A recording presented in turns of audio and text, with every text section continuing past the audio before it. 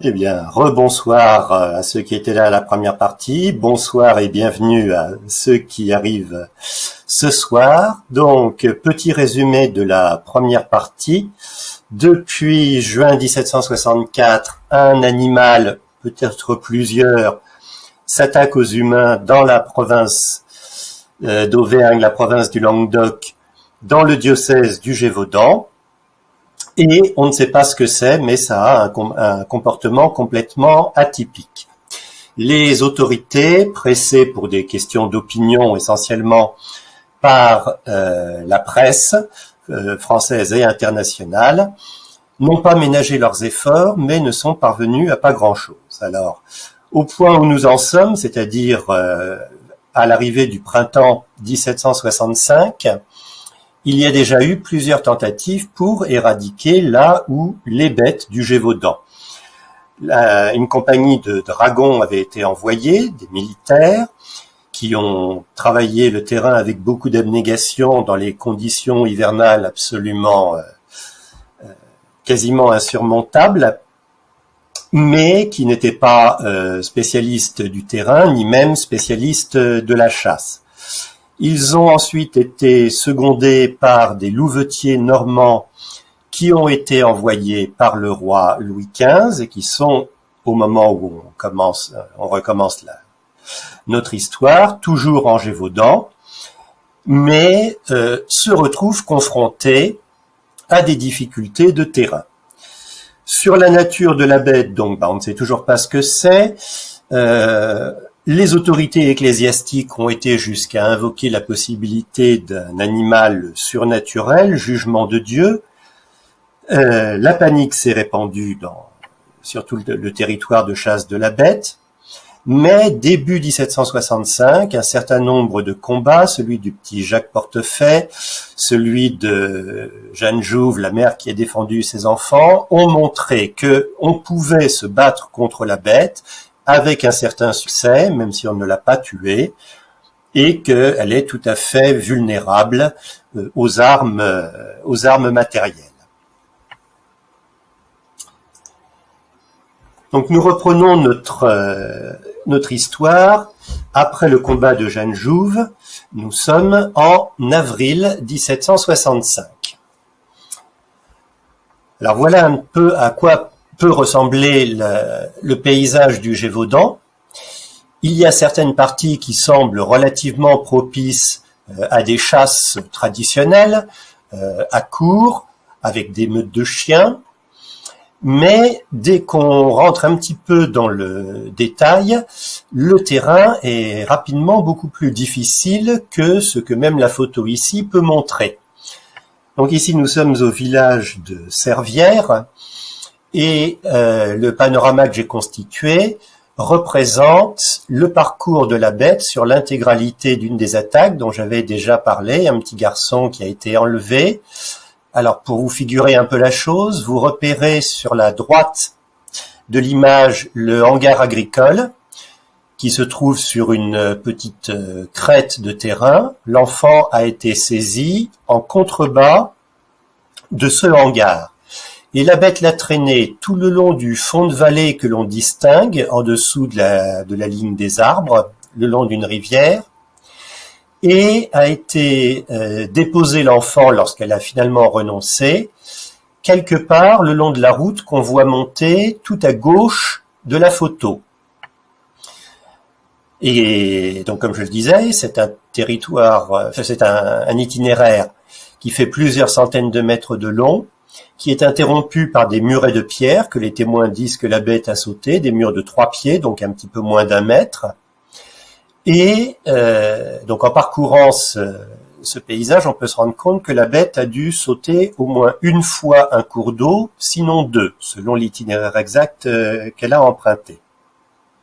Et ce, étant poursuivi par des témoins et peut-être aussi, mais c'est pas précisé dans les documents, par des chiens du village.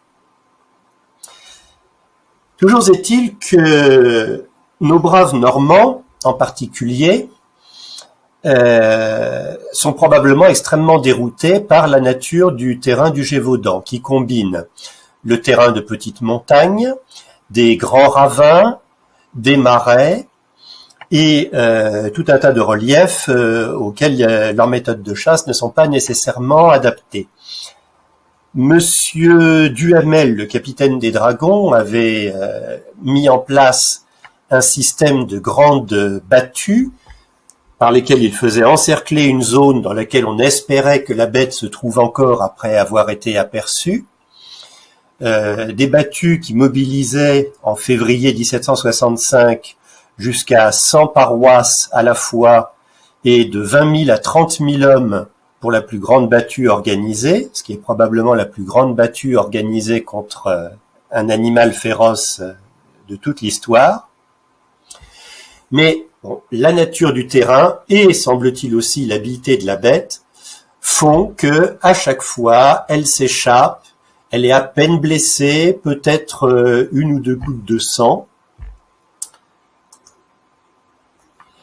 Et quand on regarde ce que donne le paysage lorsqu'on rentre dans les parties ravinées, comme ici dans la vallée de la Seuge, on se rend compte que la bête peut très facilement prendre ce genre de défilé avec ses quatre pattes et que rien ni personne, pas même une meute de chiens, ne peut la suivre de façon efficace lorsqu'elle décide de disparaître. Donc, tous les chasseurs sont très embêtés. Les dragons n'ont rien à mettre à leur actif. Les louvetiers de la famille d'Enval vont demander leur départ du Gévaudan. Ils l'obtiennent. Monsieur Duhamel est obligé de quitter le Gévaudan en avril. Mais les louvetiers eux-mêmes n'arrivent pas à mettre en place leur chasse. Ils se prennent également de bec avec les autorités locales, ne sachant pas trop où ils mettent les pieds. Ils se retrouvent coincés entre les bourgeois de la ville du Malzieu, qui est une ville qui bénéficiait d'un certain nombre de franchises, de libertés spécifiques, et le comte de Morangiès, qui est la grande autorité politique un peu plus loin, le long de la vallée à Saint-Alban. Et entre tout ça, rien ne se passe au niveau des chasses. On a parfois des espoirs, on suit la bête, les chiens donnent après, et puis malheureusement la nuit tombe avant que les chiens ne rattrapent la bête. Donc on est obligé de les rappeler, certains chiens se perdent, et voilà, aucun résultat. On est donc un peu obligé de faire appel à toutes les bonnes volontés. Le problème, c'est, la bonne volonté ne suffit pas, il faut de la chance, il faut de la connaissance du terrain. Les secours de la religion continuent à être employés lorsqu'il le faut. Alors là, c'est une image qui représente un lieu de pèlerinage qui aura lieu en 1767, donc un peu plus tard. Et c'est au cours de ce pèlerinage, dit-on, que Jean Chastel, qui finira par abattre la dernière bête en 1767, aurait fait bénir ses balles.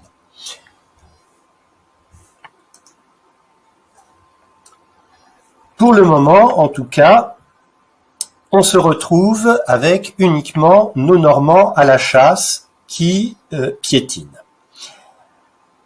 Le roi, à Versailles, qui est toujours informé, décide d'envoyer sur place son porte-arquebuse, c'est-à-dire son plus proche compagnon de chasse, organisateur, compagnon de chasse, littéralement, il porte le fusil du roi à la chasse.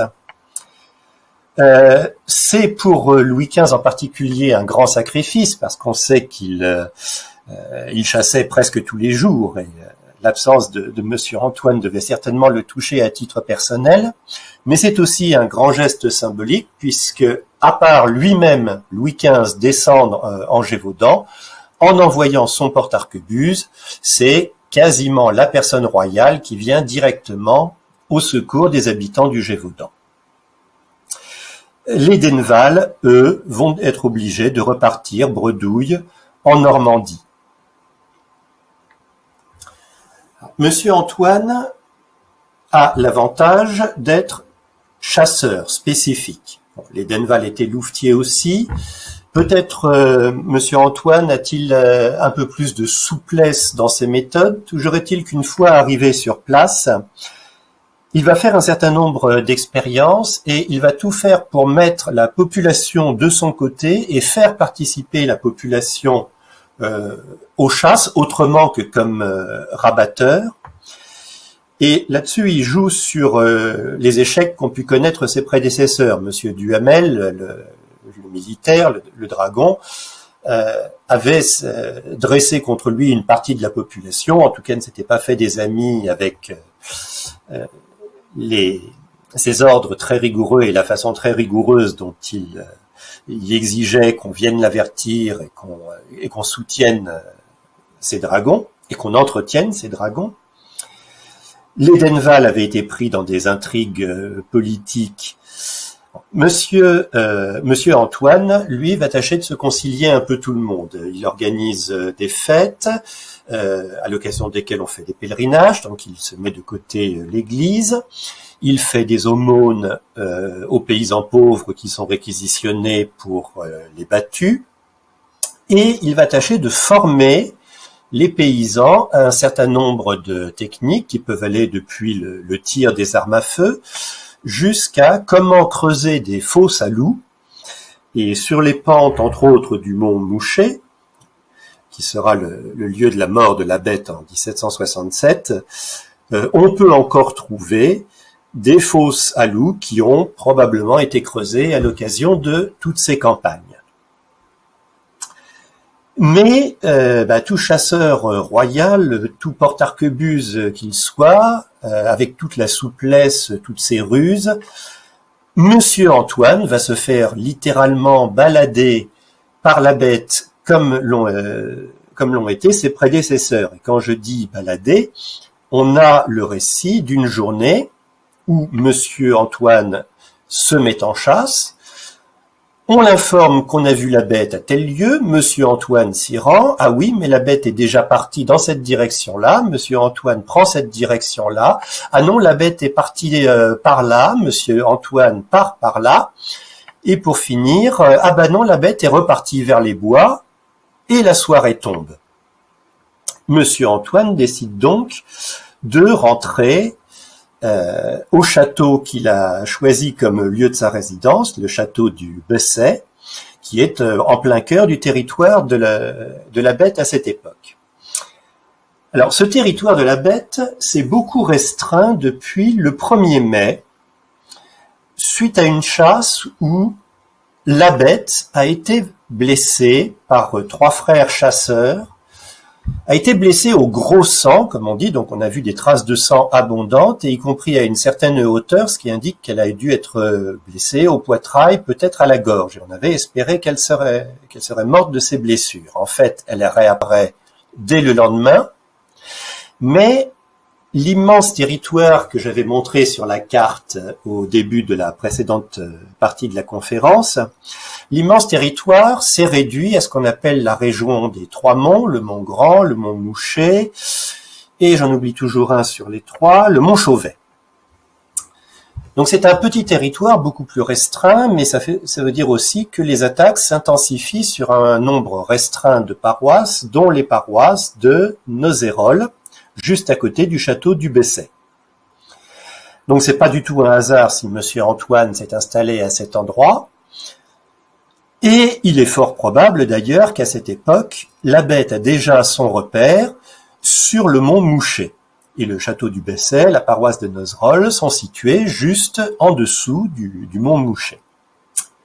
Monsieur Antoine rentre donc au château du Besset et commence à écrire une lettre dont je vous parlais la dernière fois, où il fait le récit de cette journée, où il a poursuivi la bête en vain.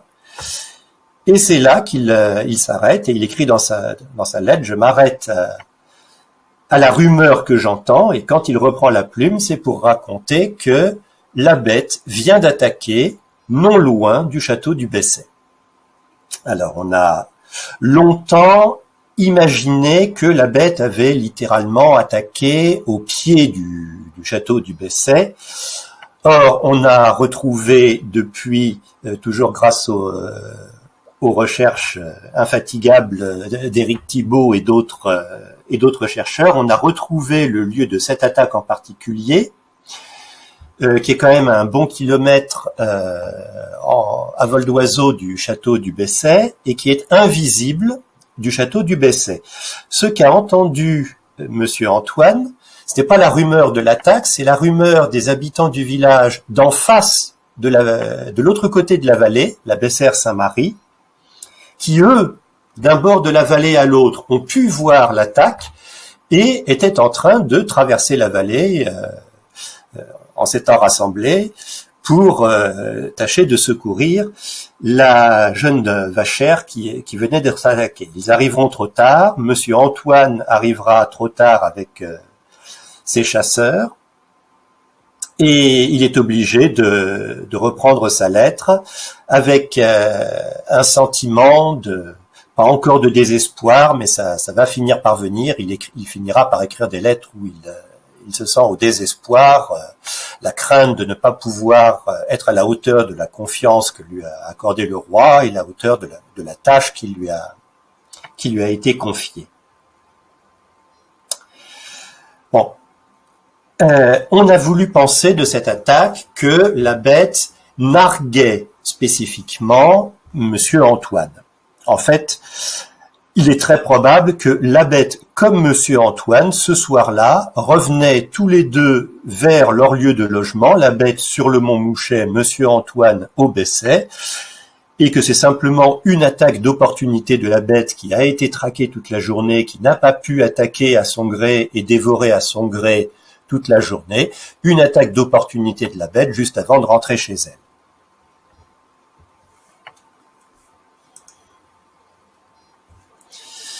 Alors, sur cette image-ci, vous voyez une autre des difficultés du terrain du Gévaudan, c'est une fameuse sogne, un marais.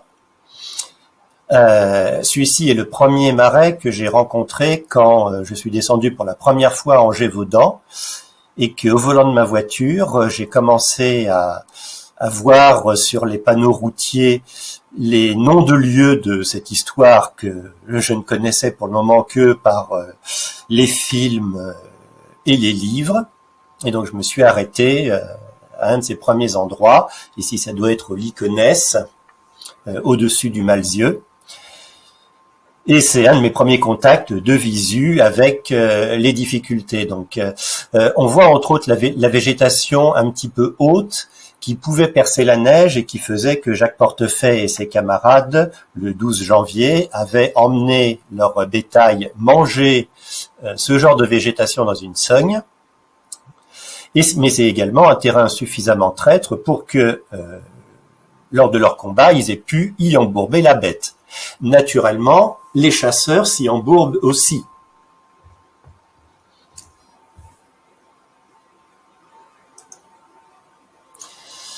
Alors voici une vue du mont Mouchet. On y distingue un petit peu, à peu près sur la ligne médiane de la photo, les villages du Bessay et de Nozérolles.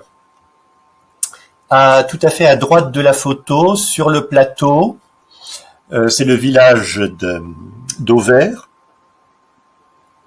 Et toujours à gauche, mais en revenant vers nous, là, les quelques bâtiments agricoles qu'on voit sont ceux de la Bessères-Saint-Marie. Donc on peut imaginer très bien ce genre de paysage pour les épisodes qui vont suivre. C'est le cœur du territoire de la bête depuis le 1er mai, et ça va le rester jusqu'à sa mort en juin 1767. Alors quand on parle, ceci dit, du paysage du Gévaudan, il y a eu un certain nombre de changements. D'une part, ce qu'on voit ici de couverture boisée était beaucoup moins important à l'époque. Il y avait de la culture du bois, il y avait des grandes forêts, et notamment sur le mont Mouchet et dans d'autres parties de la Margeride, il y avait du pin qui servait à faire les mâts de la marine. Donc il y avait des forêts, mais bien sûr, ce qui était plus important que le bois, c'était les pâturages. Et donc des parties très importantes qui maintenant sont boisées étaient à l'époque dégagées. Alors là, on a l'impression que le mont Mouchet est entièrement recouvert de bois. À l'époque, en fait, et de là d'où j'ai pris la photo, je suis pas sûr qu'on aurait vu des arbres, ou du moins pas énormément. Peut-être un petit bois par-ci par-là, notamment le bois près duquel a eu lieu l'attaque dont on vient de parler, là près du château du Besset, mais qui aurait été beaucoup plus sur la gauche de l'image, si je me souviens bien. Un bois au-dessus du Besset qui est mentionné, mais autrement, sur les cartes d'époque et dans également certains témoignages ou même certains romanciers qui se sont très bien renseignés, cette partie était appelée le Grand Vide, précisément parce que il n'y avait pas de bois sur ces hauteurs.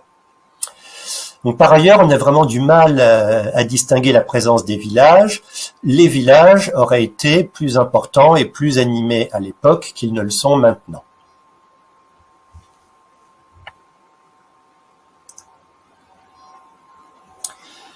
Autre problème pour les chasseurs, et là aussi c'est noté à plusieurs reprises dans les procès-verbaux ou les lettres, et ça a affecté aussi bien les dragons que les louvetiers, que les gardes-chasse de Monsieur Antoine, c'est le climat. On a déjà parlé des 3 mois d'hiver, 9 mois d'enfer, par lesquels on qualifie le climat du Gévaudan. Les orages et les orages de grêle sont fréquents, y compris à l'été. Je peux en témoigner et je dois dire que j'étais bien content d'être dans une voiture plutôt qu'à cheval ou à pied. J'ai eu un peu peur pour mon pare-brise une fois, mais tout s'est très bien passé et ça m'a valu ce très joli arc-en-ciel à la fin. Mais ça a entre autres conduit plus d'une partie de chasse à se réfugier dans un village, et on a un témoignage sur le village d'Auvers tout proche, où les gardes-chasse se plaignent d'avoir été obligés de passer la nuit. Ce méchant village, tout ce qu'on peut avoir, c'est juste un peu de bouillon au beurre pour se désaltérer. Je ne nie pas que les gardes-chasse ont dû endurer bien des difficultés. Je ne peux non plus m'empêcher de penser aux populations qui éprouvaient ces mêmes désagréments et qui les éprouvaient quotidiennement.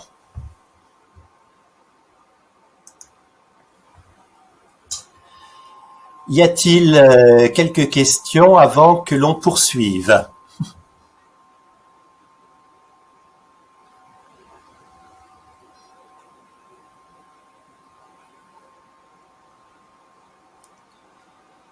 Eric, je te vois parler, je ne t'entends pas. Je rafraîchis mon écran.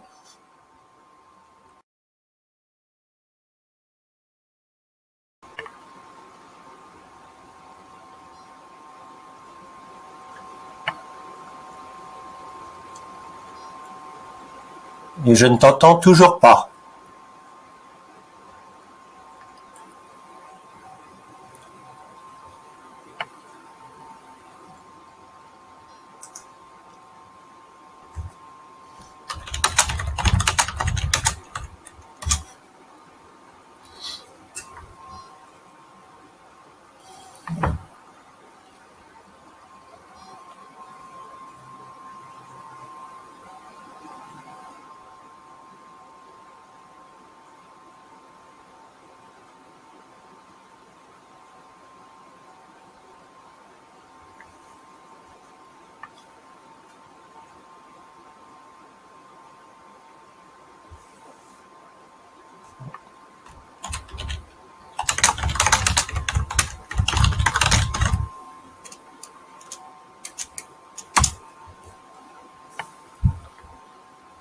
Alors en attendant qu'Eric arrive à récupérer le fil, là je vois quelques questions.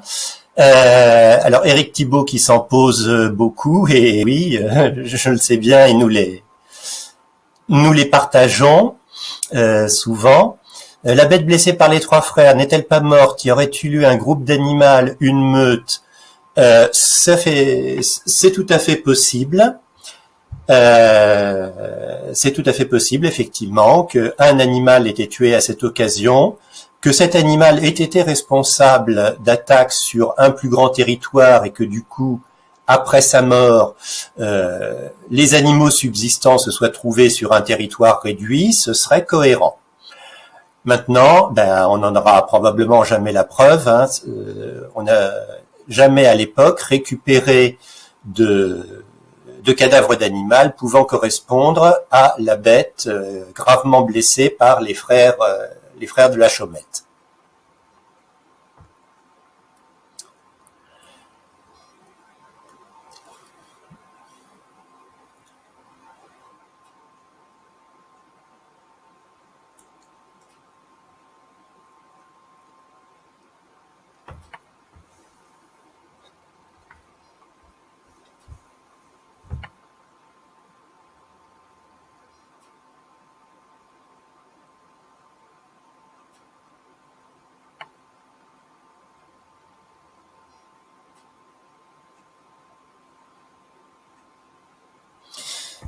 Alors, Eric nous parle des Planchettes, un lieu-dit près duquel, alors un peu plus tard dans la chronologie, mais on va y arriver très rapidement, a été tué un gros loup qu'on a qualifié loup du bois noir, parce que justement il y avait un petit bois qualifié de bois noir à proximité. Et c'est à proximité de la Sogne d'Auvers, lieu de la mort du dernier animal ou de la bête, s'il y avait qu'un seul animal, l'animal de Chastel. Donc tout ça confirme que la bête ou les bêtes à cette époque agissaient dans ces parages. Maintenant, on n'a pas non plus établi de lien absolument incontrovertible entre le loup du bois noir et la bête. Ça me paraît... Est-ce qu'on m'entend maintenant? Oui. Non, alors je vais fermer, j'ai ouvert 2 fenêtres, j'en ai fermé une, tant pis, en croisant les doigts, que tout ne se ferme pas à ce moment-là. Voilà. Est-ce qu'on m'entend? Je sais pas pourquoi on ne m'entendait pas tout à l'heure, tout était pour moi OK, voilà. Bon, ben voilà. Allez, tu peux... Alors... oui, termine ce que tu es en train de dire. Moi, je t'entends parfaitement. Il n'y a aucun problème de mon côté. Hein, il n'y a jamais eu aucun problème. Alors, sur l'aspect de la bête, à partir du moment, donc, début janvier, il y a eu des combats très rapprochés, des gens qui l'ont vu de très près, qui l'ont combattu. On va avoir des descriptions de la bête qui vont sortir de ce qu'on voyait auparavant et qui étaient extrêmement fantaisistes. Il va se dessiner un portrait robot de la bête, qui malheureusement nous aide pas énormément à l'identifier, mais qui se confirme de rencontre en rencontre, de témoignage en témoignage. Alors, c'est pas non plus forcément toujours très parlant pour nous lorsqu'on parle de la taille de la bête, par exemple, grosse comme un veau d'1 an, nous disent les témoignages d'époque. Mais bien sûr, faut pas penser au veau qu'on peut voir au salon de l'agriculture de nos jours. Il devait être beaucoup plus petit et beaucoup plus chétif. Toujours est-il que c'est un animal qui ressemble à un loup, mais qui n'est pas un loup. L'ambiguïté revient souvent. Certaines personnes, notamment celles qui la voient par derrière, et en général donc la plupart des témoins un peu éloignés qui la voient par derrière, trouvent qu'elle est semblable à un loup. En revanche, lorsqu'elle est vue par devant, et notamment par les victimes, mais les victimes sont-elles forcément les témoins les plus fiables? Les personnes qui la voient de devant trouvent qu'elle ne ressemble pas à un loup. Donc c'est un loup sans l'être tout en l'étant.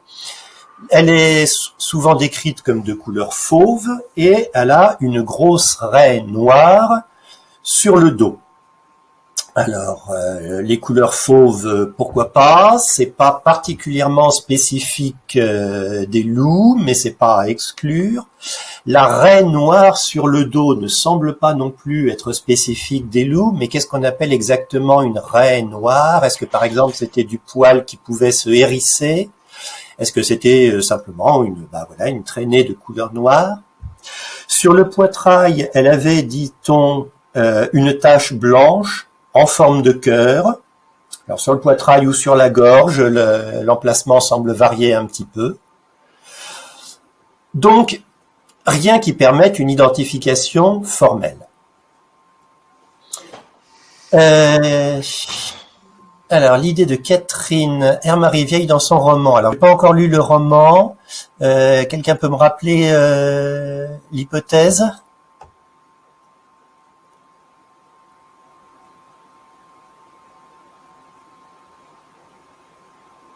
Oui, donc là, vous avez une description fournie par Éric Thibault lors du combat de Marie-Jeanne Vallée, dont on va parler incessamment.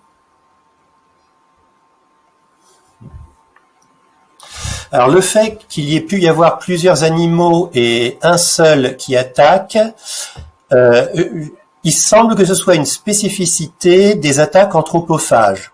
Alors, si j'emploie le terme attaque de loup anthropophage, je vais tout de suite me faire des ennemis naturellement. Mais en tout cas, si on admet que les loups sont responsables d'attaques anthropophages, depuis Aristote, en tout cas, il a été repéré que ces animaux qui attaquent l'homme sont des animaux solitaires. Alors, est-ce que ça a un lien direct avec le fait qu'ils soient anthropophages ou pas? Ça, j'ai pas du tout les connaissances pour l'expliquer. Mais donc, il se pourrait très bien qu'il y ait eu plusieurs animaux anthropophages, mais que chacun chassait séparément. Ça, il semble que c'est une caractéristique qu'on retrouve d'ailleurs dans d'autres histoires de bêtes. À ma connaissance, le seul exemple clair que j'ai d'un contre-exemple, c'est dans l'histoire de la bête du Val-de-Loire, où il me semble qu'il est mentionné quelque part qu'il y avait au moins 2 animaux qui ont attaqué au moins une fois ensemble. Quant à la bête du Gévaudan, donc qui était un mâle, elle était accompagnée parfois d'une louve, mais la louve n'attaquait pas. Et à certains moments, la louve est décrite comme étant grosse, donc enceinte, gravide avec des petits. Alors, quant à l'hypothèse d'une hyène, outre le fait qu'on n'a aucune description qui corresponde à une hyène, que toutes les autopsies sur les animaux abattus correspondent à des canidés et pas du tout à des hyènes, me laisse à penser qu'en tout cas, c'était pas la bête du Gévaudan. Après, ce qu'on peut pas exclure, mais pour laquelle il n'y a aucune preuve, hein, donc c'est juste une hypothèse sans preuve aucune, c'est que en plus des attaques de la bête du Gévaudan qui auraient été un ou plusieurs grands canidés, il y a eu des attaques, quelques-unes dues à un ou plusieurs êtres humains, qu'il y ait eu quelques attaques liées à une hyène évadée d'un zoo ou d'une ménagerie. Mais là, on commence à faire un montage d'une bête composite et on rentre dans une explication extraordinaire qui n'est pas forcément impossible, mais dont, je le rappelle, il faut se souvenir que si on veut vraiment être réaliste et rationnel, on aimerait trouver une explication de la bête du Gévaudan qui puisse s'appliquer également aux autres histoires de bêtes dont il est question en France. Or, en supposant qu'il y ait eu un tueur humain en plus du grand canidé ou des grands canidés en Gévaudan, en supposant qu'il y ait eu une hyène en plus, pourquoi pas, mais ça n'a certainement pas été le cas dans toutes les histoires de bêtes. Donc, ou le rapport marin dont on reparlera, hein, tous les animaux qui ont été autopsiés sont de grands canidés. Bon, alors, l'absence de preuve n'est pas la preuve de l'absence, donc on ne peut rien écarter par ailleurs, mais on ne peut absolument pas l'affirmer. Et autre chose dont je discutais avec Éric avant qu'on commence l'émission, il il y a eu beaucoup de témoins, il y a eu énormément de témoins. Les 2/3 des attaques, au minimum, ont eu des témoins. Et je crois qu'il y a moins d'1/10 des attaques où il est précisé qu'il n'y a pas eu de témoins. Et donc entre les 2/3 où on est sûr qu'il y a eu des témoins et autres, ça veut dire qu'on a quand même une grosse masse de documents, de témoignages qui à chaque fois parlent de l'attaque d'un seul animal. Et les descriptions, même si elles connaissent parfois quelques divergences, ne s'éloignent jamais vraiment pour les animaux qui attaquent du portrait robot que j'ai donné là il y a quelques moments.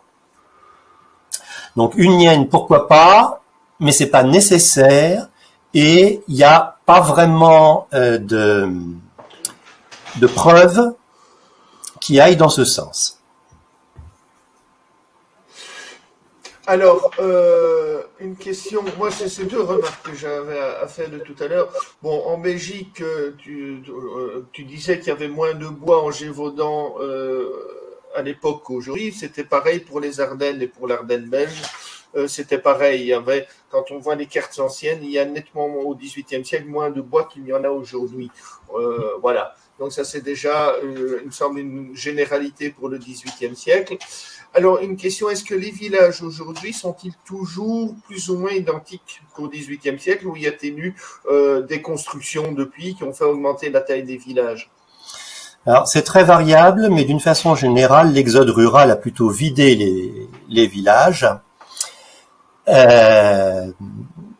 Et la population du Gévaudan actuellement, de la Lozère, département moins peuplé de France, il me semble, reste très inférieure à ce qu'elle était. Donc, lorsqu'on voit un village comme Nozerolles, qui est peut-être un des villages les plus typiques, pour une demeure qui a été entretenue, voire rénovée, reconstruite, etc., doit encore y en avoir 3 ou 4 qui sont dans un état de délabrement et d'abandon quasi absolu. Alors, c'est pas pareil partout, ça dépend aussi de la situation du village. À Auvers, par exemple, il y a eu plutôt quelques petites constructions en plus, ce qui a probablement entraîné le déplacement, on en avait parlé hier, de la paroisse et donc de l'église de la paroisse qui était à Nozerolles et qui a été transférée et reconstruite début 20e ou toute fin du 19e, je sais plus, à Auvers. Mais il est encore possible, en tout cas, de se promener dans des villages du Gévaudan, et soit parce que les maisons ont été entretenues ou reconstruites, soit parce qu'il y a quand même encore de très belles ruines. On peut se faire une très belle idée d'à quoi ressemblaient les villages à l'époque du Gévaudan. D'accord, bien. Bon, alors, qu'est-ce qu'on va faire maintenant? Y a-t-il encore des questions? Ça, c'est la première chose. Y a-t-il encore l'une ou l'autre question? Parce que je voudrais faire maintenant, poser une question moi-même, d'ordre général. Est-ce qu'on passe à la partie suivante? On parle depuis 46-47 minutes bientôt. Est-ce qu'on passe à la partie suivante, donc qui était prévue éventuellement pour dimanche prochain, mais on peut le faire aujourd'hui. Et on va faire donc, si c'est oui, je voudrais votre avis dans le chat. Dites-moi simplement oui ou non. Je comptabilise et on continue, on arrête ce soir. Si on continue, je vais faire une interruption pour permettre à tout le monde d'aller se désaltérer et peut-être d'autres choses pendant, disons, 5 minutes et on reprendra la deuxième partie après, ce qui ne veut pas dire qu'on ne peut pas continuer une discussion comme on en a fait maintenant éventuellement. Alors, ok, me dit Pierre-Yves Ledu. Oui, me dit Philippe. Oui, Julien. Oui, ok, Gilles me dit oui. Ok. Oui. J'ai l'impression que j'ai une unanimité qui semble se dessiner, n'est-ce pas, pour l'élection d'une deuxième partie de cette soirée avec la suite donc. Et donc, on fera la suite dimanche prochain. Ah oui, je vais en profiter quand même pour vous dire, c'est le moment qu'on a étudié la possibilité éventuelle de faire un séjour en Gévaudan cet été. On a encore des choses à mettre au point. On reviendra dessus à la prochaine et dernière partie dimanche, donc à 20h, on reviendra dessus à la fin de l'exposé ou des exposés d'Alain, puisqu'il y a encore des choses à dire, et bien on vous exposera ce qu'on a mis en place pour cet été, parce que je crois, comme tu avais dit au départ, qu'on ne peut pas se rendre compte du terrain si on n'y a jamais mis les pieds, quoi, hein. Bon, et j'en ai encore eu l'exemple tout à l'heure, apparemment, puisque quand j'ai vu la photo du Mont Mouchet, j'ai dit, mais en fait, c'est une grosse colline. Il m'a dit, et tu m'as répondu, attends de la montée. Et alors que, bon, je t'ai posé la question de combien d'altitude avait le mont en question, et tu m'avais dit combien? Rappelle-moi. 1500 mètres. 1500 mètres, ce qui vaut à peu près le Ben Nevis en Écosse, il y a 1400 mètres, et nettement supérieur à notre plus haut sommet en Belgique, qui est 694 mètres. C'est sûr qu'il n'y a pas de quoi faire de l'escalade. Oui. On va pouvoir trouver une ou deux falaises en cherchant bien, mais... oui, d'accord. Donc, il ne faudra pas notre équipement d'alpiniste pour monter quand même, non? Non, des bonnes chaussures qui tiennent bien les chevilles et qui craignent pas ni la boue, ni la bouse de vache, ni la pisse de vache, ça oui, il faudra. D'accord. Noble ou membre, alors Eric me dit encore noble ou membre du clergé avec les paysans. Hybridation qui se reproduirait ça et là au hasard, ça me semble un petit peu, effectivement on en a parlé aussi tout à l'heure, ça me semblait un petit peu difficile puisque les bêtes semblent avoir à peu près la même robe, et dans les hybridations c'est un peu aléatoire. Regardez une nichée de chiens, les jeunes, si ce sont des croisements, ils ne sont pas tous identiques dans une nichée, dans une portée de chiens.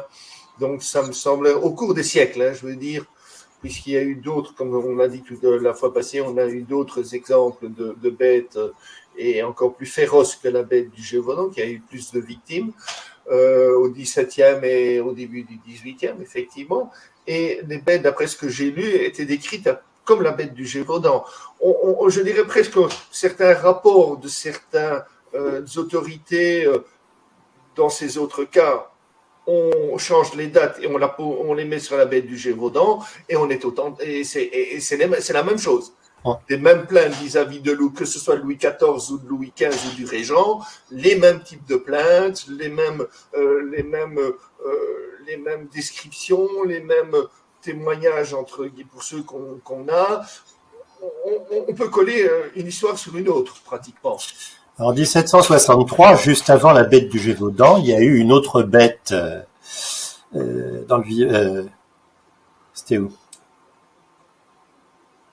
Oui, donc Vivarais, je crois. Les lettres relatives à cette affaire pourraient effectivement tout à fait être redatées de 1765 et du Gévaudan, et personne ne verrait la différence, hein. Bon, alors, d'un autre côté, pour quand même revenir un petit peu sur ce portrait robot, les couleurs et tout, il y a quand même aussi une coïncidence troublante, c'est que les couleurs correspondent beaucoup à ce qu'on pourrait attendre de l'imaginaire des bêtes fabuleuses, des bêtes du Moyen-Âge. Or, s'il y a une chose qu'on sait, c'est que aussi fiables soient les témoins, on ne peut jamais faire abstraction de l'arrière-plan culturel du témoin quand il raconte. Donc, sauf photo, sauf reconstitution ADN, clonage, etc., quand on parle de description de la bête du Gévaudan, et même dans les rapports d'autopsie, il faut tout prendre avec des pincettes. Comme je disais, les gens qui voyaient la bête de face ne voyaient pas la même chose que les gens qui les voyaient de derrière. Bon. Et c'est sûr que l'animal qui vous saute dessus, j'avais parlé la fois dernière de ma peur des chiens. Bon, même quand un petit caniche me faisait dessus, moi je voyais un monstre. Hein, il n'y avait pas besoin que ce soit un Doberman. Ok. Bon, maintenant je fais mieux la différence. Alors, pour ce qui est de l'identité de la bête et surtout de l'origine de la bête, pour le moment là aussi, je pense qu'il faut rester extrêmement prudent. Ce qu'on a de tangible sur la nature de la bête, c'est qu'il s'agissait d'un ou plusieurs grands canidés. Ce qui peut vouloir dire loup, ce qui peut vouloir dire chien, ce qui peut vouloir dire hybride. Quant à savoir exactement comment ça s'est produit, comment ces animaux en viennent à l'anthropophagie, etc., j'ai eu des tas de discussions avec des spécialistes de différentes spécialités, zoologues, éthologues, généticiens, dresseurs d'animaux, responsables de zoo, etc. Personne n'arrive à un consensus, déjà, et je pense que tout simplement, on n'en sait pas assez. Alors, bonne nouvelle, ça laisse un mystère, effectivement, sur lequel on peut continuer à chercher. Alors, espèce de loup survivante, pourquoi pas? Ça, c'était l'hypothèse de je voudrais une preuve. Caractères récessifs qui reviennent aléatoirement, mais avec une certaine... on va pas dire régularité, mais enfin une certaine fréquence dans des populations, je veux bien, faudra une preuve. Est-ce que ce sont simplement des animaux qui se spécialisent dans l'anthropophagie pour cause de pression sur l'écosystème? C'est très probable. Il y a plusieurs pistes là-dessus. Il nous faudrait des preuves. Les couleurs de la bête du Gévaudan étaient-elles bien celles-là? D'après les témoignages, les autopsies, ça peut y ressembler. Mais par exemple, ne serait-ce que la raie noire, elle n'est pas forcément décrite dans tous les témoignages, ni dans toutes les autopsies de la même façon. Donc, il y a des variations possibles. Michel Louis prétendait, donc le directeur du zoo ça me reviendra, prétendait lui dans son ouvrage sur la bête oui, c'est ça. Prétendait lui que ça prouvait la présence d'une cuirasse de sanglier, de cuir de sanglier, parce que le sanglier, oui, a une raie noire sur le dos, mais aucun canidé ne le possède, et certainement pas le loup. Donc, pour lui, c'était le signe que la bête était recouverte d'une cuirasse qui faisait qu'elle avait résisté à certains tirs quasiment à bout portant des chasseurs qui l'avaient tiré et qui lui avaient permis de tomber effectivement sur le choc et de se relever et de disparaître, quoi. Et donc qui lui permettait de rattaquer 3 jours plus tard ou le lendemain comme si de rien n'était. Alors j'ai aussi discuté avec Alain Parbeau, qui est spécialiste des arbres à feu anciennes et qui a fait plusieurs reconstitutions de tirs sur des peaux, sur des cuirasses ou même sur des plaques d'acier pour voir l'effet. Lui-même n'est pas convaincu du tout par l'idée d'une cuirasse. Moi, c'est pas nécessaire pour expliquer la résistance de la bête. Moi, j'ai vu des reconstitutions, je ne sais plus si c'est sur YouTube ou c'est toi qui m'as mis. Je suis pas convaincu de la reconstitution non plus, parce que ce n'est pas de tirer sur une peau de sanglier qui fait le problème, c'est que cette peau, et c'est vrai, moi j'en ai eu en main à une occasion ou une autre, une cuirasse en cuir bouilli, en cuir, c'est du solide, hein. Vas-y, hein, donne un coup de poing dedans, c'est du solide, hein, c'est pas un truc comme une veste en cuir. Hein, donc, tout à fait. je ne suis pas convaincu sur les représentations. Alors, faut-il aussi dire que pour la poudre, il y a un problème effectivement, c'est qu'il y a plusieurs types de poudre à l'époque, et je ne suis pas sûr, et ça c'est un peu dans ton sens, non plus que tous ces paysans avaient de la poudre royale. Duhamel probablement, Denneval et Monsieur Antoine très certainement, mais le paysan du coin, pas sûr qu'il avait de la poudre royale pour mettre dans le fusil. Et même avec de la poudre royale, les armes à feu n'avaient pas la fiabilité ni la régularité qu'on connaît maintenant. Le climat du Gévaudan, l'humidité et tout pouvaient faire toute la différence sur l'efficacité d'un tir. Donc bon, une explication de la cuirasse n'est pas nécessaire. C'est vrai qu'elle peut être suggérée par un ou deux témoignages où la langue utilisée, comme disant la bête était boutonnée sous le ventre, sont pas particulièrement clairs, mais n'indiquent pas non plus spécialement une cuirasse. Et je pense que quand même là aussi, vu le nombre de témoins qui l'ont vu, le nombre de victimes, enfin bon, si la bête que Jeanne Jouve, sur laquelle elle est montée à Califourchon, elle s'est battue avec elle à main nue, si la bête que Jeanne Jouve a combattue avait une cuirasse, je pense que Jeanne Jouve l'aurait mentionné. Mais est-ce qu'elle je vais dans ce sens, hein, je ne dis pas que je suis partisan, je fais un peu l'avocat du diable, mais est-ce qu'elle l'a porté à chaque fois ou pas? Voilà, ça c'est aussi, on peut se dire oui, mais elle l'avait pas à chaque fois. Bon. Et là, on arrive dans les explications ad hoc. Du tueur en série. À chaque fois qu'on voit, bizarrement, c'est un animal. Mais le tueur en série, lui, on l'a jamais vu, mais il y a un tueur en série. Donc bon, les explications ad hoc, hein, là aussi, il faut s'en méfier, surtout lorsque, de fait, il n'y a aucune preuve de l'affirmation.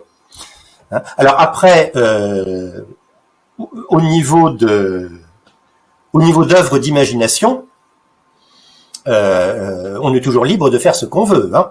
Le roman d'Abel Chevalet sur la bête, 1936, qui est tellement bien documenté qu'il a longtemps été pris pour une source authentique, un récit authentique d'époque, mais l'intervention humaine, les animaux dressés, etc., pour faire une histoire qui est absolument géniale.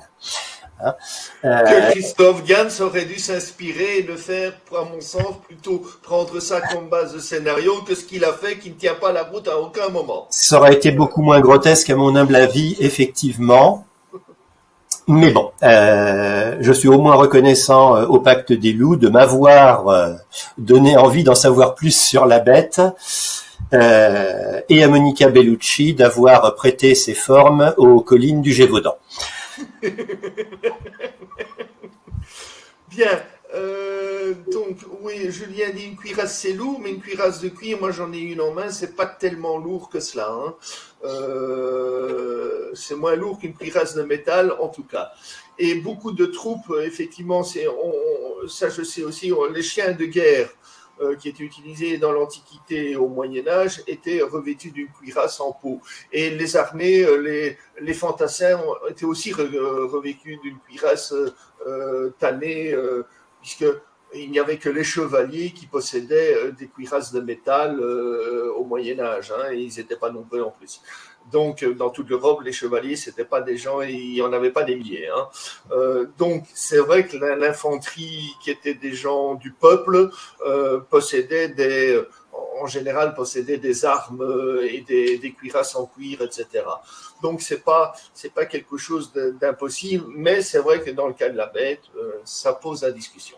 Bien, donc maintenant, je crois qu'on a passé les 5 minutes de discussion et on va lancer la deuxième partie.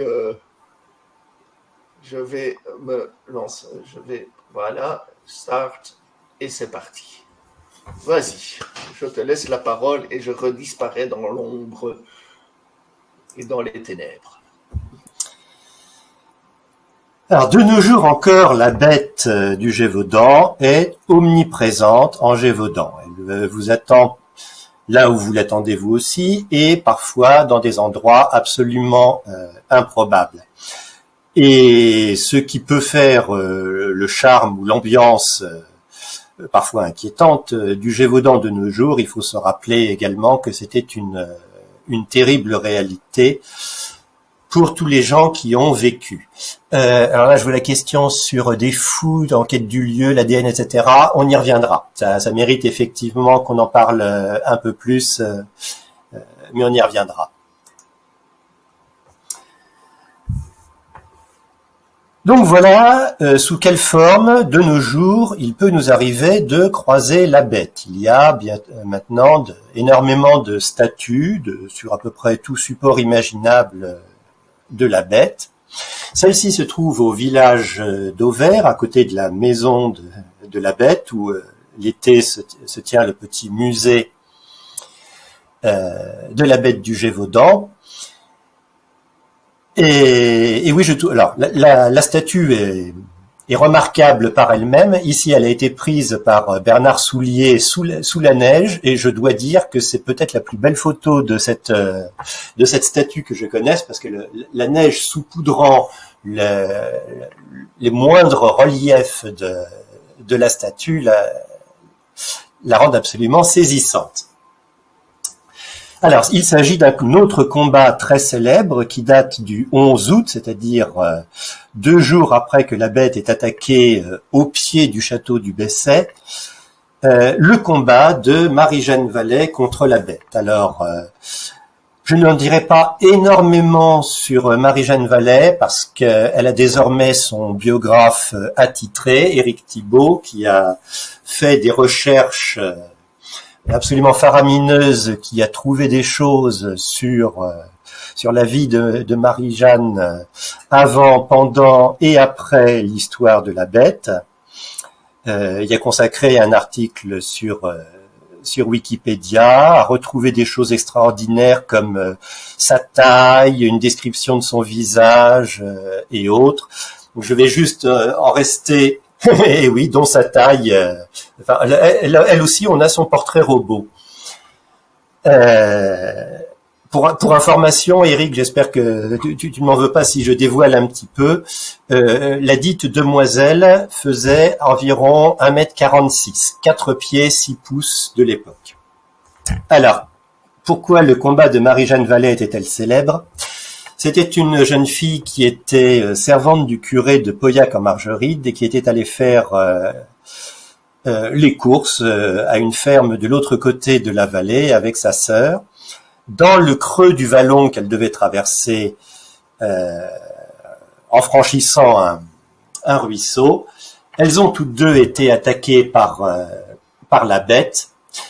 Et Marie-Jeanne, par courage, par réflexe ou par combinaison des deux, s'est trouvée très bien placée avec sa pique, a pu s'arc-bouter et planter sa pique comme on le voit sur la statue, en plein dans le poitrail de la bête qui lui sautait dessus.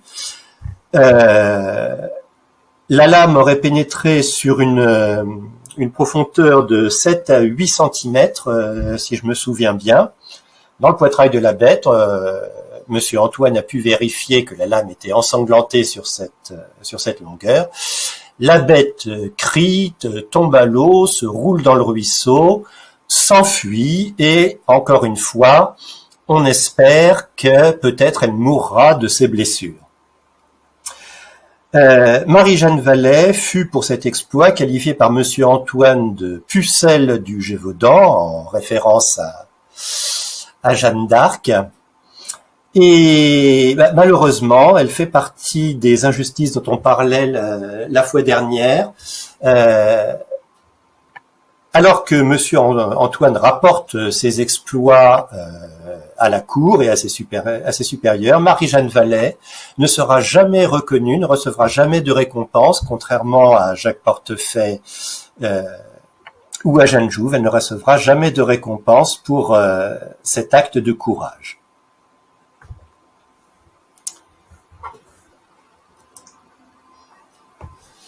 D'autres représentations de la bête se situent absolument partout et sous toutes les formes.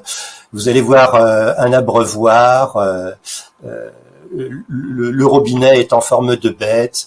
Ici, c'est sous forme de fresque.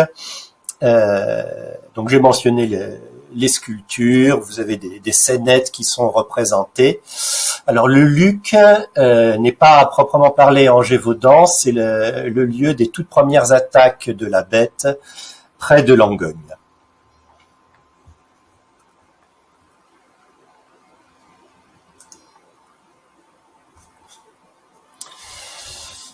Alors, on a beaucoup parlé là, il y a quelques instants de la nature de la bête et de ce qu'on peut reconstituer comme apparence. Alors, on parlait de fous. Effectivement, il y a plusieurs fous qui se sont lancés dans des reconstitutions avec plus ou moins de moyens. Ça va du simple dessin en passant à la reconstitution en 3D sur informatique, aux statues ou aux représentations 3 dimensions comme ici.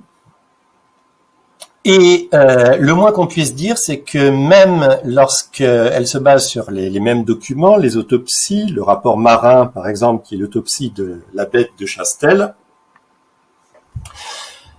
les résultats varient énormément. Donc, pour le moment, on peut pas dire oui, fou, c'est affectueux, mais je suis le premier à revendiquer ce qualificatif de fou. En Gévaudan, on nous appelle aussi les bestieux. Il y a à la fois une part d'amusement dedans et une part de reconnaissance que, oui, il y a un certain nombre de personnes qui sont assez fous pour faire des recherches sur ce fait divers d'il y a un quart de millénaire et essayer de reprendre des chasses qui ont été interrompues il y a 250 ans. Donc ici, oui, la reconstitution est de Phil Barnson, qui tient entre autres un site dans l'ombre de la bête. Moi, je l'aime bien, cette reconstitution aussi, je l'aime bien. Elle est très bien, elle est très sympathique et elle a plein de points justes correspondant à ce qu'on sait dans les documents. Mais voilà, pour le moment, comme on n'a pas réussi à reconstituer 2 fois la même chose à partir des mêmes renseignements, le moins qu'on puisse dire, c'est que ça nous aide pas beaucoup pour l'identification. Et ça n'aidait pas les chasseurs, parce que du coup, que chassaient-ils? Eux-mêmes se posaient la question. Est-ce qu'ils chassaient un chien? Est-ce qu'ils chassaient un loup? Est-ce qu'ils chassaient un hybride? Est-ce qu'ils chassaient autre chose? Et quand on trouvait un animal, parfois on le qualifiait comme le loup du bois noir, tout le monde était d'accord pour dire que c'était un loup.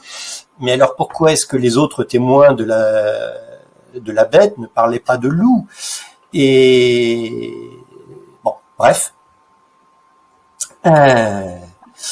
ça n'aide pour le moment, ça nous aide pas, ça fait danser nos imaginations, ce qui est déjà pas mal. Ça nous stimule pour poursuivre les recherches, affiner ce qu'on peut. Alors, je t'interromps, mais j'ai eu ici une question qui dit oui, est-ce qu'il y a des fous qui ont recherché, faut encore entre guillemets, la bête en question pour essayer d'en prélever l'ADN. Enfin, oui, en tout cas. J'ai une réponse, mais je te la laisse. Oui, j'ai vu la question, on y reviendra un peu plus tard, parce qu'effectivement, ça mérite, c'est à peu près la seule chose d'ailleurs qui pourrait nous être véritablement utile. Mais donc, revenons en Gévaudan. Après le combat de Marie-Jeanne Vallée, la bête va se faire rare pendant une certaine période, mais elle ne disparaît pas. Monsieur Antoine commence à paniquer. Il demande des renforts de chiens, alors de nobles qui viennent se joindre à ces chasses, ou des renforts des troupes des meutes de chiens royales de Saint-Germain, de Versailles.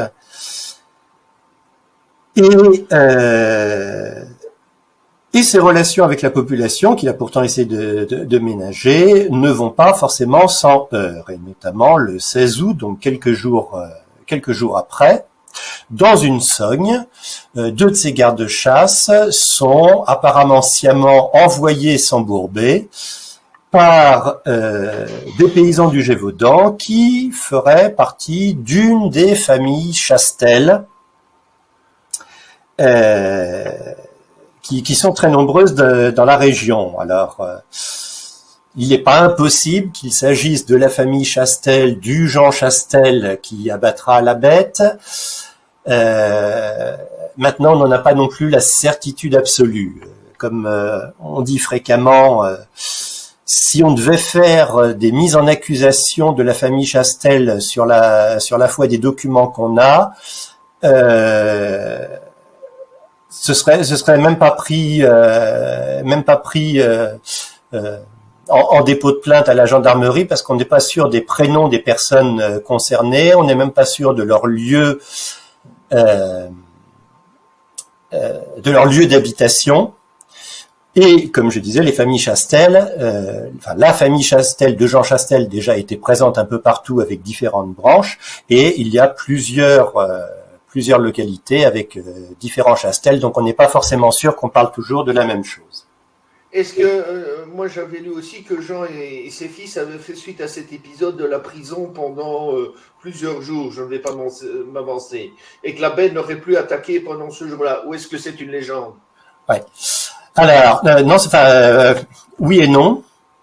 Les Chastel responsables de l'embourbement des gardes-chasse ont été mis en prison, mais il n'y a pas de corrélation forte entre leur mise en prison et l'absence d'attaque ou la survenue d'attaque.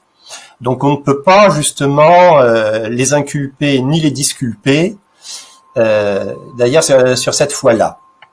Ok. Et ceux qui ont été mis en prison, c'est Jean Chastel et compagnie, ou bien c'est... On sait pas si, bon.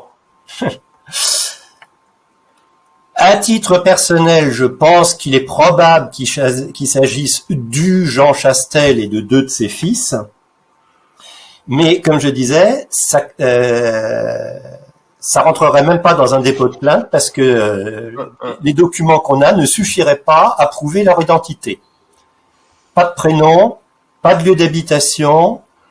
Je vais à la gendarmerie en disant arrêtez-moi les Chastel.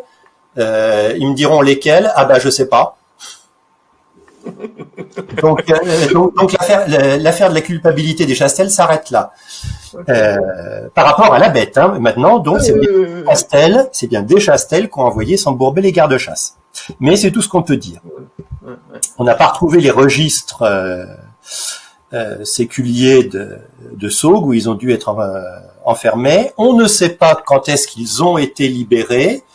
On ne sait pas si la recommandation de Monsieur Antoine qu'il ne soit libéré qu'après le départ de Monsieur Antoine du Gévaudan a été suivi ou pas. Enfin bref, ça reste un mystère à peu près total.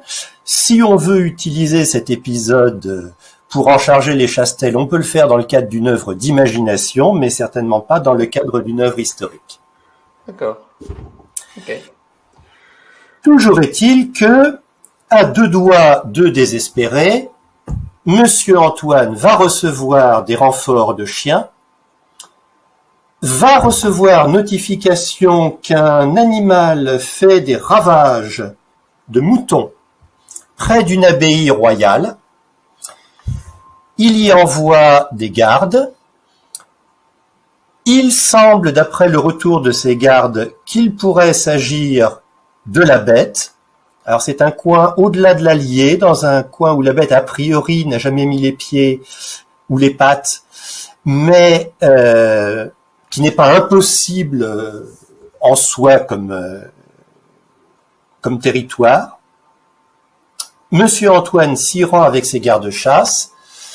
Il mène une chasse, donc près de l'abbaye des Chazes, et y abat un loup d'une taille extraordinaire. Il le ramène au château du Besset, le fait reconnaître par des témoins, le fait autopsier, et c'est le premier animal abattu et autopsié pour lequel le lien presque total est fait avec la bête du Gévaudan.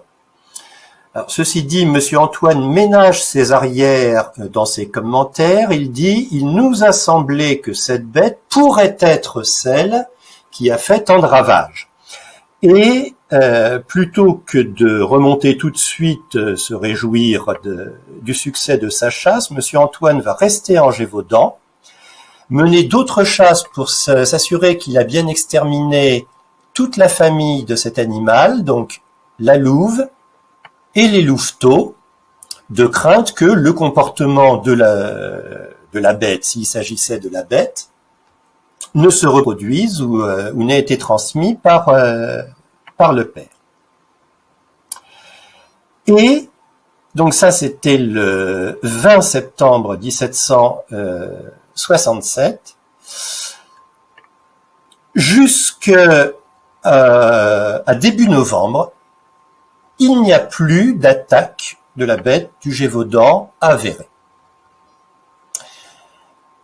Alors, rétrospectivement, un certain nombre de personnes, des curés notamment, vont mentionner que la bête aurait été vue durant la période. Mais il ne se manifeste que après qu'il ait été sûr que la bête soit revenue. Donc là aussi, c'est peut-être à prendre avec des pincettes. Toujours est-il que du 20 septembre au 3 novembre, on ne recense plus d'attaque de la bête en Gévaudan. Monsieur Antoine termine ses chasses aux chazes, prend le temps de vérifier, donc il n'y a pas d'autre attaque, prend le temps de faire ses comptes avec les subdélégués qui ont travaillé avec lui, les intendants qui ont réglé les dépenses. Le loup abattu aux chazes est envoyé à Versailles, et le 1er octobre, il est présenté à Louis XV par le fils de Monsieur Antoine.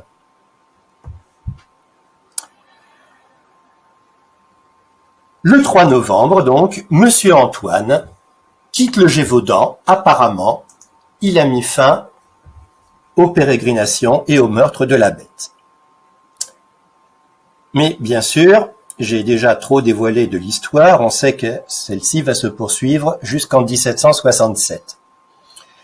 Et de même que encore aujourd'hui en Gévaudan, on n'a pas fini de voir la bête et qu'elle réapparaît à tous les chemins, les attaques reprennent le 2 décembre. Coïncidence ironique, c'est le jour où le héros d'armes du royaume de France règle le nouveau blason de Monsieur Antoine, où il a le droit de présenter un loup mourant représentant la bête du Gévaudan abattue sur son blason. C'est donc le retour de la bête. Le répit n'aura duré que quelques mois.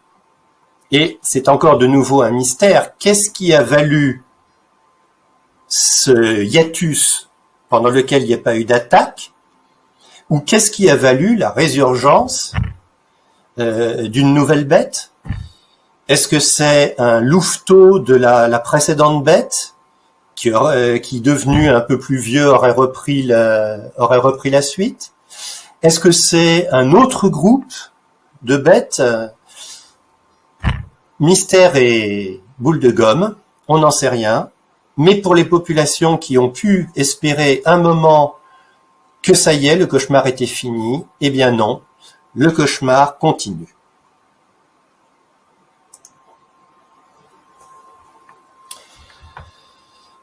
Alors ici, vous avez une représentation, comme on peut en voir quasiment chaque année au festival de Saugues. Donc comme on le disait, il y a de la sylviculture qui se fait en Gévaudan, encore de nos jours, bien sûr, et il y a une tradition de sculpture sur bois qui se fait, et donc chaque année, il y a des concours de sculpture, et la bête y est fréquemment représentée.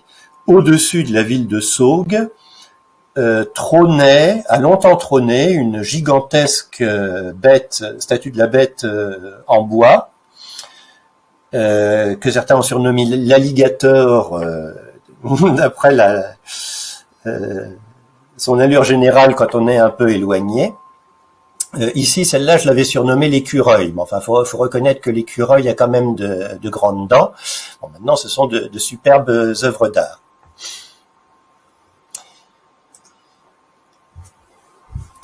Alors, les syndicats d'initiative, comme vous le voyez, accueillent encore fréquemment avec une belle bête. Comme ça, ils sont sûrs que ne resteront sur place que les touristes vraiment motivés. Les autres, on suppose, s'enfuient à la seule vue de la bête, comme s'enfuyaient les petits du Gévaudan.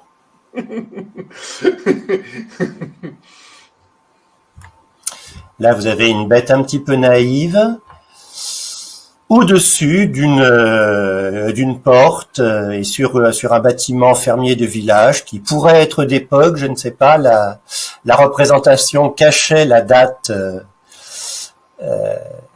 qui traditionnellement est gravée au-dessus des portes, donc je ne sais pas si c'est une porte qui a pu effectivement voir passer la bête ou pas. Ici, une fresque relativement récente au village de Pontajou, dont j'avais parlé en première partie. C'est là que le dit Bégon ou Bégou, réveillé très tôt un matin, aurait vu un homme se plonger dans la rivière et en ressortir changé en bête. Donc là, c'est à Pontajou même, où sur cette porte qui a été aveuglée, a été dessinée cette très belle fresque. Donc on s'imagine, très tôt du matin, le soleil n'est pas encore levé, la lune éclaire la Seine, et votre voisin est en train de prendre sa douche dans le ruisseau, et vous vous apercevez qu'en fait, non, c'est la bête, et il va vous sauter dessus. Voilà, c'est le quotidien du Gévaudan à cette époque. Alors, il y a encore quelques petites choses que je vais dire là avant qu'on termine. Moi aussi, j'ai des choses à dire, donc mais vas-y. Pour la soirée, et donc notamment que, hélas, on va devoir passer très rapidement sur l'année 1766 parce que les documents nous manquent. Tant qu'il y avait sur place des initiatives officielles et notamment des envoyés royaux qui devaient rendre des comptes, on avait une masse de documents absolument énorme. Une fois partis tous ces envoyés et une fois qu'officiellement la bête du Gévaudan a été tuée, cette masse de documents disparaît.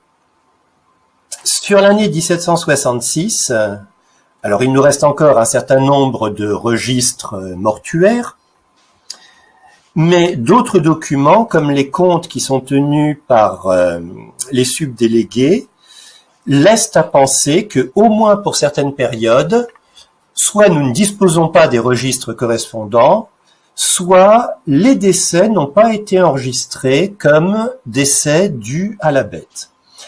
Monsieur Lafont, le subdélégué du Gévaudan à Mende, qui s'est beaucoup investi en 1764-1765, essaye encore de s'investir en 1766, et sur une période de l'année mentionne une douzaine de victimes, alors que les documents ne nous permettent d'en reconstituer péniblement que 6. Donc, si vous regardez ma chronodoc, par exemple, le document où j'ai tâché de rassembler tous les documents que nous connaissons sur la bête du Gévaudan, l'année 1765 occupe des centaines de pages, l'année 66, on a l'impression qu'il ne s'est quasiment rien passé. Et pourtant, on sait ou on suppose que ça a dû être une année peut-être pas aussi éprouvante que les précédentes. Le territoire de la bête reste quand même restreint à la région des Trois Monts, il ne reprend pas son ampleur. Mais on sait que autour de Saint-Privat-du-Faux, autour de Servières, il y a des attaques, mais même là, on est souvent amené à utiliser uniquement des traditions. Donc là, par exemple, oui, une descendante de Bégon qui disait que la bête, etc. Donc des traditions, c'est très bien les traditions, c'est intéressant, il faut les recueillir et il faut les noter. mais les traditions qu'on racontait, alors déjà à l'époque de l'abbé Pourchet en 1889, ou maintenant, on le sait, certaines sont fausses, elles ont été prouvées fausses par des documents qu'on a pu retrouver, ou bien au mieux, ce sont des histoires qui ont peut-être des bases réelles, mais qu'on ne peut pas étayer, ou du moins qu'on ne peut pas étayer pour le moment. Alors mon co-auteur Benoît Bauduin a fait des recherches entre autres sur Servières, et il a réussi à exhumer, alors d'une part des souvenirs de personnes locales, ce qui nous a permis entre autres de retrouver des lieux d'attaque, confirmer qu'il y avait bien, alors pas dans les registres mortuaires, mais dans les registres de naissance, les registres de mariage, il y avait bien à cette époque des personnes dont les noms sont mentionnés dans ces anecdotes, et qui auraient été dans les âges à peu près mentionnés. Donc, on peut confirmer dans une certaine mesure, mais dans une certaine mesure seulement, que cette année 1866 était quand même bien une année probablement aussi effroyable qu'avaient pu l'être les années 1764, de juin à décembre, et toute l'année 1765, à l'exception de la période suivant immédiatement la mort du loup de Monsieur Antoine.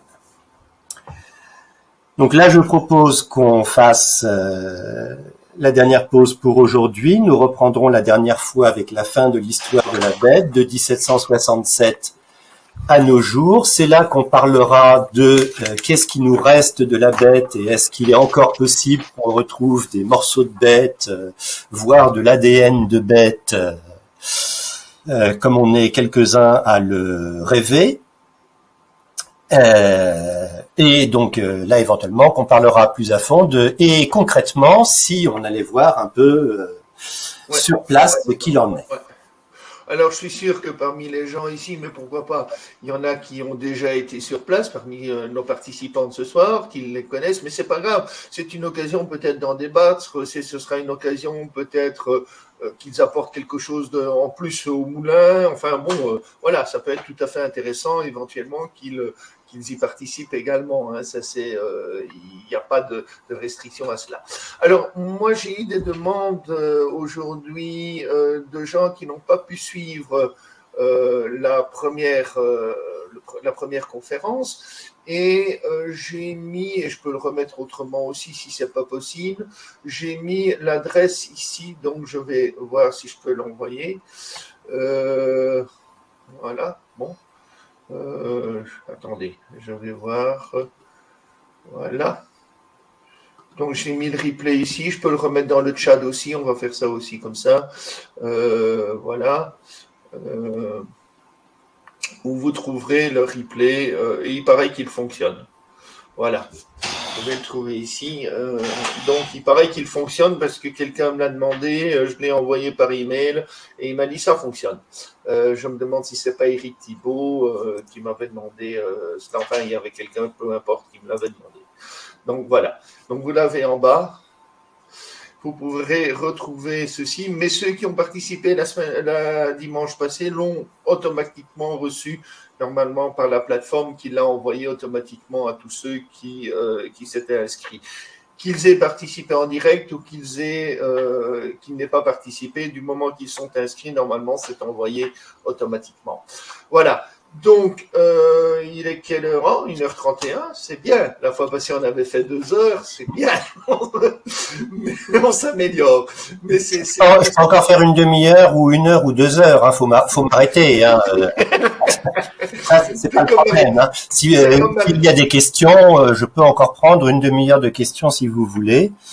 Oui, il y a moyen, éventuellement, c'est pas obligé. C'est un peu comme Marie-Jeanne Kaufmann, la regrettée Marie-Jeanne Kaufmann qui est décédée il y a 2 ans à l'âge presque à une semaine près ou deux semaines près, elle aurait eu 102 ans, on me disait toujours, écoute, si te manque un conférencier, tu invites Marie-Jeanne Kaufmann. tu la branches et tu la laisses parler. Elle t'occupera 2-3 plages de conférences. Voilà, il n'y a pas de problème. Et c'est ce qu'elle faisait. Elle commençait et on l'a laissé parler en disant ok, elle en a pour 2 heures peut-être plus. Et elle était infatigable à ce niveau-là. C'est un peu son descendant spirituel quelque part, c'est ça. Non, mais c'est bien. Ok. Alors, y a-t-il encore des questions? Sinon, les questions vont toujours être posées dimanche prochain aussi. Il n'y a pas de problème, puisqu'on se revoit dimanche prochain à 20h, même lieu, si je peux dire, puisque c'est quand même un lieu virtuel, notre grande chasse. Il y a quand même une question. Y a-t-il des écrits de la personne dont vous parliez qui a fait des recherches de terrain à Servières? Oui, donc c'est dans notre livre Petites histoires de la grande bête. Est-ce que tu as, tu me l'as pas donné, est-ce que tu pourrais le montrer? Parce que moi, tu me l'as pas donné, et, voilà. Voilà. Il est encore trouvable, moi je l'ai eu, je crois que je l'ai, comme tous les livres qu'on ne trouve pas trop facilement en librairie de par chez nous, je l'ai acheté sur Amazon, donc il va se trouver aussi. Hein. On le trouve sur Amazon, on peut le commander en librairie. Oui. On critique Amazon ou pas, moi en tout cas, Amazon m'a permis d'avoir des livres en anglais, dans d'autres langues, notamment en anglais, que je n'aurais jamais obtenu ici en tout cas. Hein. Bon. Alors, après, Benoît et son épouse Fanny ont fait une sorte de suite où ils ont continué à exploiter, d'une part, un document inédit qu'on avait commencé juste à défricher dans le livre. Donc, Benoît et il y a un autre opuscule disponible et il y intervient également en tant que vétérinaire, puisque Benoît est vétérinaire, sur la nature de la bête et il donne une des analyses les plus récentes sur les analyses qu'il a pu faire. Alors le problème c'est que à moins que vous puissiez avoir directement les coordonnées de Benoît, ce que j'espère, c'est qu'il sera présent en Gévaudan et notamment à la Journée de la Bête à Auvers, où j'espère. Tu n'as toujours pas la date. J'ai toujours pas la date, mais j'espère qu'on pourrait faire une jonction à ce niveau-là et qu'il lui reste encore quelques cartons de livres pour ceux que ça intéresse. Est-ce qu'il y a une question? Est-ce que la fois prochaine, il y a eu des dizaines, si pas des centaines de bouquins écrits sur la bête? Est-ce que tu pourrais nous faire une bibliographie de livres les plus intéressants? Voilà. Le problème, c'est que dans la plupart des livres, et en tout cas ceux que je sais, on recommence l'histoire de la bête pendant la moitié du bouquin et c'est un petit peu parfois malheureux. Et parfois, des gens qui ne sont pas dans le sujet, ça leur permet de se plonger dedans. Mais est-ce que tu as quelques ouvrages qui sont particulièrement intéressants, avec de nouvelles idées? Oui, enfin... quelques, tu vas avoir du mal, hein. J'ai un bon rayonnage de bibliothèques, de livres très intéressants qui vont des études historiques très sérieuses, généralistes, études spécialisées, oui. Vulgarisation. Des ouvrages accessibles, je vais dire, pas des ouvrages qui ont été publiés en 1927 et que plus personne ne pourrait trouver, quoi. Hein. Quelque chose que les gens pourraient encore acheter. Les meilleurs, même les anciens, on les trouve toujours, notamment celui de l'abbé Pourchet, on le trouve toujours. Il a été réédité plusieurs fois. Et il reste incontournable pour quiconque veut se faire une raison. En revanche, il est dépassé. Il est dépassé, mais bon, on peut pas se dire bestieux, on peut pas se dire fou de la bête, ni même simplement connaisseur un peu émérite de la bête, si on n'a pas lu Pourchet en plus des fondamentaux plus récents. Bon, évidemment, je conseille bien notre livre avec Benoît. En revanche, si l'histoire de la bête est un fil conducteur, on rentre pas en détail dans tous les aspects. Le livre a surtout été écrit pour mettre en valeur les trouvailles de Benoît et donc un petit peu de contexte, mais c'est pas une histoire complète de la bête de Gévaudan de A à Z. Donc pour la semaine prochaine, il n'y a pas de problème, je tâcherai de faire une liste. Allez, disons peut-être une dizaine d'ouvrages que tu considères comme étant des ouvrages essentiels, majeurs, pour quelqu'un qui dit, bon, ben voilà, je connais pas le sujet, je voudrais commencer par tels ouvrages, et tiens, telle hypothèse, ah ben, ça m'intéresserait, tiens, telle hypothèse, éventuellement, ça m'intéresserait aussi, d'avoir quelque chose d'un petit peu consistant, et pour que quelqu'un qui serait un novice pourrait avoir une idée et connaître un peu plus le sujet. Il y en a d'excellents pour je sais, pour tout niveau de découverte et pour tout niveau d'investissement. Voilà, ce qui lui permettrait d'aller un petit peu plus loin, peut-être, allez, une idée, peut-être des ouvrages progressifs, la base, et puis pour aller plus loin, je vais dire ça un petit peu comme ça, quoi. Hein. Ce serait peut-être intéressant d'ajouter cela à la prochaine vidéo. Tu peux m'envoyer des copies, tu peux toi les faire toi-même si tu veux, m'envoyer le PowerPoint ou l'image et compagnie. Enfin bon, ou l'ajouter ici, tu peux le faire aussi. Il y a moyen de le faire directement, hein. Ajouter ceci directement. Donc voilà. Bien, donc la semaine prochaine, on fait cela et on parle du projet de randonnée. On va terminer la mise au point de tout cela et on va proposer. Alors, je vais déjà dire, il y aura des randos. Je parle de rando, effectivement, rando, promenade, peu importe. Il y aura des visites, il y aura bien sûr des logements sur place. Enfin bon, on a commencé à réfléchir à tout ça et ce sera finalisé pour dimanche. Ok. Et voilà. Bien, alors, il est donc 21h42. Donc, c'est bien.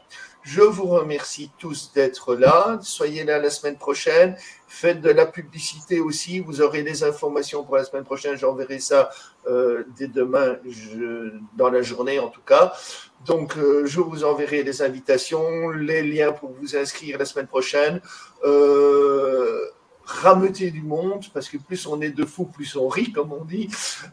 Donc, rameuter du monde, que ce soit des cousins, des amis, des voisins, peu importe, et qu'on fasse encore une soirée formidable. En tout cas, j'ai trouvé cette soirée tout à fait bien, j'espère que vous aussi, et je remercie ceux qui ont participé, et Alain de nous avoir régalé de toutes ces informations très précises et chouettes, quoi. Voilà, le lien vers la première partie, mais je l'ai donné un peu plus haut, le lien vers la première partie, si. Alors, Christophe, le lien, tu remontes un petit peu le chat, et tu vois, tu as le lien au-dessus, en bleu, ok?